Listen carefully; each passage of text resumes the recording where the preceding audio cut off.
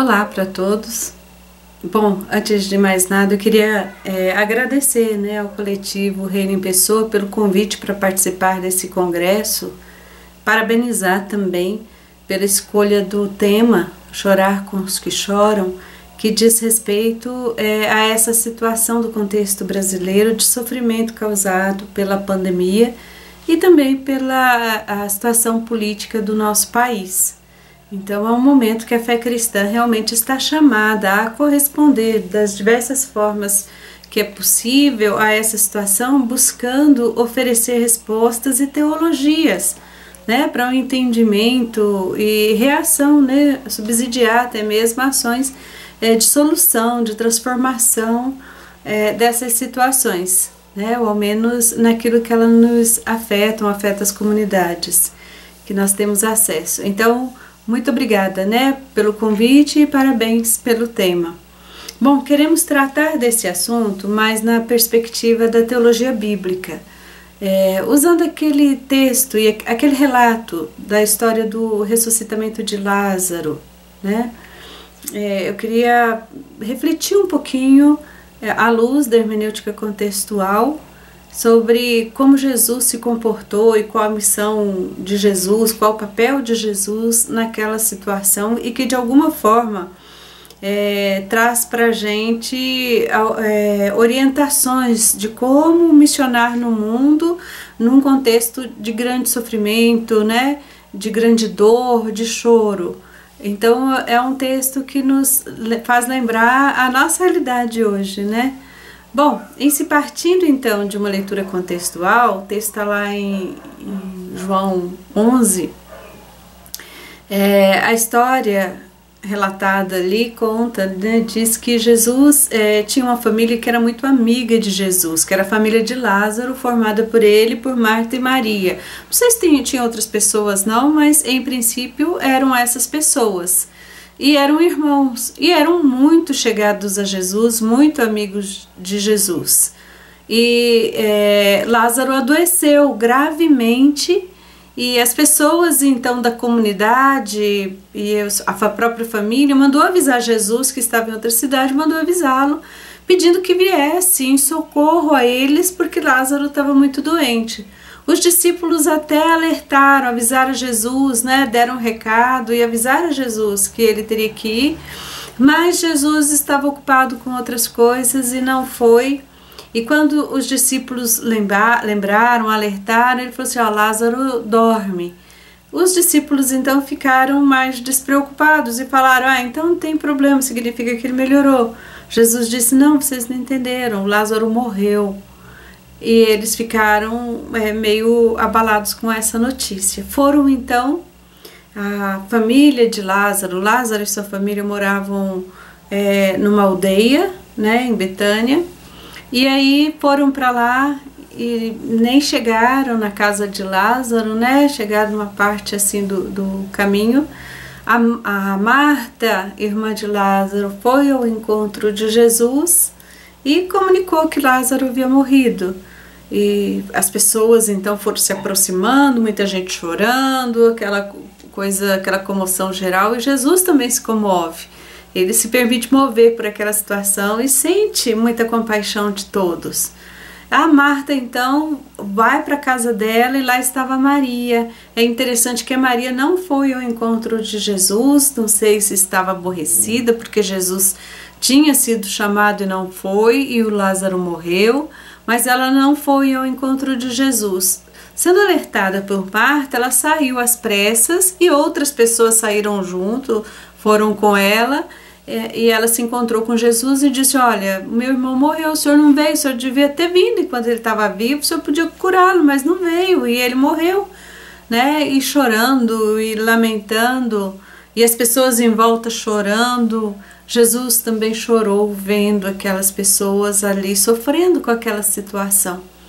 O texto bíblico fala, inclusive, por uma terceira vez, ele dá tanta ênfase a essa comoção de Jesus, que numa terceira situação ele fala, e ele se permitiu mover, ele se moveu, ficou mexido com aquela situação toda de muito sofrimento daquelas pessoas.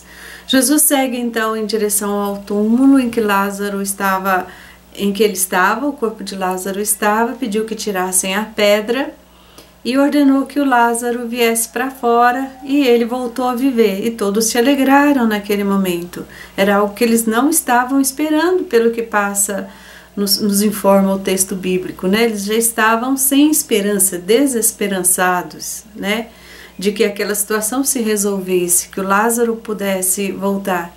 E certamente seria muito triste se o Lázaro morresse naquele momento, naquela situação. Certamente era uma pessoa importante naquela comunidade. Isso se comprova pela quantidade de pessoas chorando a morte dele ali, mas também para Marta e Maria. O texto não fala de outras pessoas na família. Pode ser que tenha, que havia, né? Pode ser que havia, mas o texto não fala. E então, se não havia outras pessoas, elas estavam perdendo também o seu protetor, uma pessoa importante, e ficariam agora vulneráveis numa sociedade em que as mulheres sofriam, de certa forma, principalmente se estivessem sozinhas, né? Então, a situação de Marta e Maria não seria interessante para elas. Mas agora Lázaro volta à vida, volta a viver, e as pessoas se alegram novamente. Aprendemos com isso que chorar com os que choram é muito mais do que oferecer um lencinho para enxugar as lágrimas, mas é se mover, né? E permitir o coração se mover em relação àquelas pessoas que sofrem. Mais do que isso ainda, é mover de tal forma a fazer, a materializar essa comoção em ações concretas de solução, de busca de transformação daquela situação causadora do sofrimento. Estamos no contexto brasileiro, né? Estamos numa situação de muita dor, muitas pessoas sofrendo nos dias atuais, porque perderam entes queridos, filhos que perderam seus pais, pais que perderam seus filhos, que perderam avós, que perderam amigos, irmãos de igreja, para a Covid-19. Pessoas que de alguma forma foram afetadas também por terem sido acometidas por essa doença e ainda estão em fase de recuperação e ainda estão resolvendo sequelas pela doença, né, deixadas pela doença. Pessoas que estão com medo, isoladas, como boa parte de nós, isolados em casa e preocupados de pegar a doença, porque é uma verdadeira caixinha de surpresa. Ninguém sabe como vai reagir, como é que o organismo vai reagir quando acometido quando acometido pela doença causada pelo vírus. Então a gente fica com medo, fica preocupado, fica ansioso, tomando todos os cuidados possíveis. A maioria das pessoas conscientes, sensatas, estão tomando os devidos cuidados, porque não sabe como o próprio organismo vai reagir diante dessa situação. E cuida dos filhos, e cuida das crianças.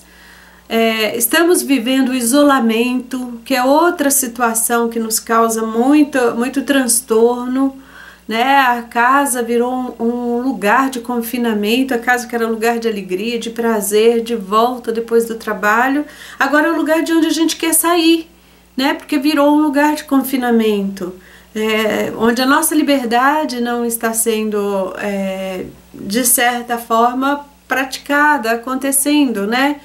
Estamos sendo tolhidos da nossa liberdade ao ter que ficar dentro da própria casa. E também os problemas econômicos decorrentes. Uma preocupação que está havendo e é real, né? Boa parte da população brasileira é formada por pessoas que não têm recursos acumulados, que não têm dinheiro acumulado, que trabalha hoje para comer amanhã, para abastecer a geladeira, para comprar o leite do filho. Boa parte do nosso povo vive dessa maneira.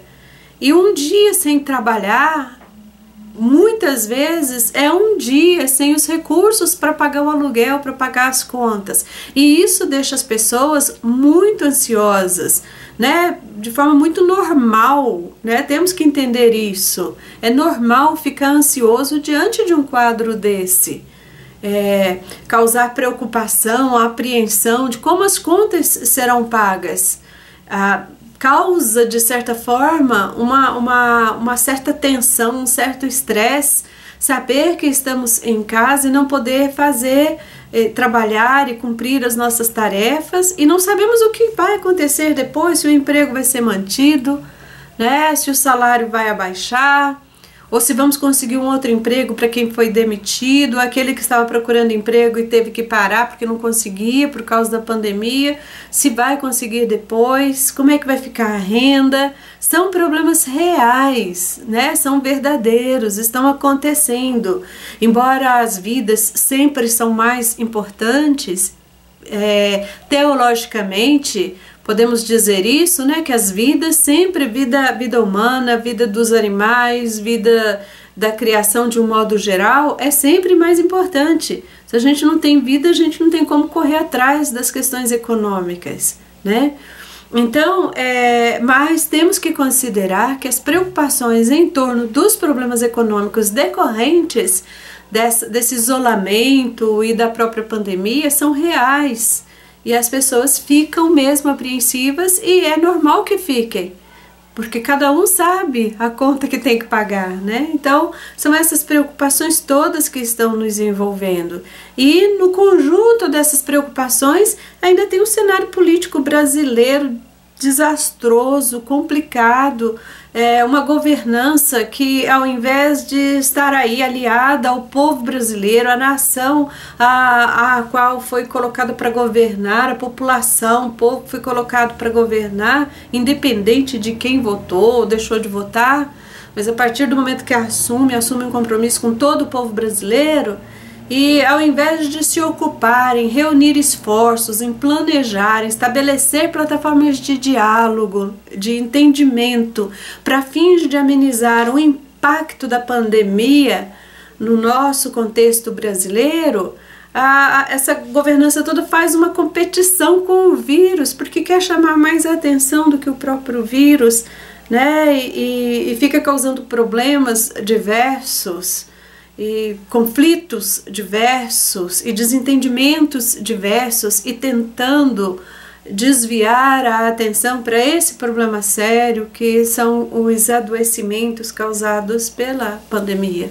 Ou seja, nós estamos vivendo dois problemas muito graves, muito sérios, no mesmo tempo, no mesmo momento, e isso tem levado as pessoas, de um modo geral, a um sofrimento grande, né? A chorar perdas, chorar dor, chorar pela falta de ar, chorar pela ausência, pela solidão, chorar pela incerteza, pela falta de segurança, chorar pelo medo. É essa situação que estamos vivendo. E nós, como igreja, estamos chamados a chorar com essas pessoas, mas um chorar que não é somente da boca para fora, mas no estilo daquele comportamento de Jesus junto à comunidade de Lázaro. Um chorar junto, solidário, e que nos move a fazer alguma coisa de concreto, de ação, para transformar aquela situação de morte em situação de vida, aquela situação de desespero em situação de esperança, para transformar o choro em risos, em festa. Certamente, depois que o Lázaro voltou à vida, a festa aconteceu ali naquela aldeia. Certamente aconteceu na casa da Marta e da Maria, né?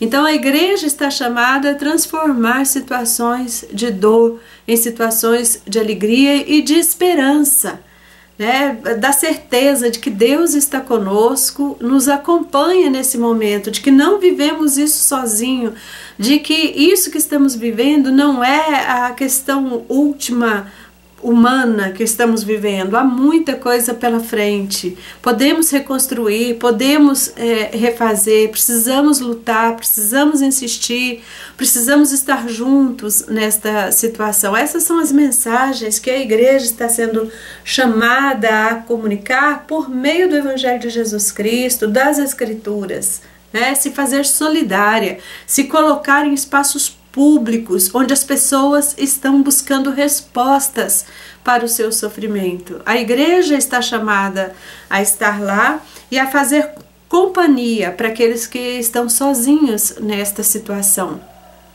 e não simplesmente ficar muitas vezes ocupada consigo mesmo, com o seu culto, né? Quantas vezes, quantos grupos, ao invés de perguntar pelo sofrimento das pessoas, estão gastando sua energia, deslocando sua energia, preocupados com toda a parafernália tecnológica que vão ter que usar, né?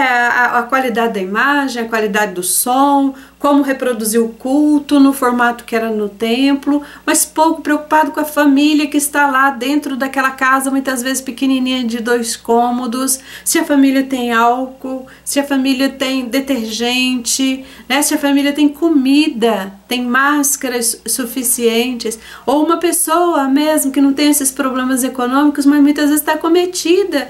Muitas vezes está acometida pelo vírus, pela doença, pelas infecções, e isolada num quarto sozinha assistindo o culto de lá. E às vezes está lá sozinho. O problema é que um culto online é muito bom, uma reunião eclesial online é muito boa, uma alternativa muito boa. Mas é uma situação complicada no sentido da empatia.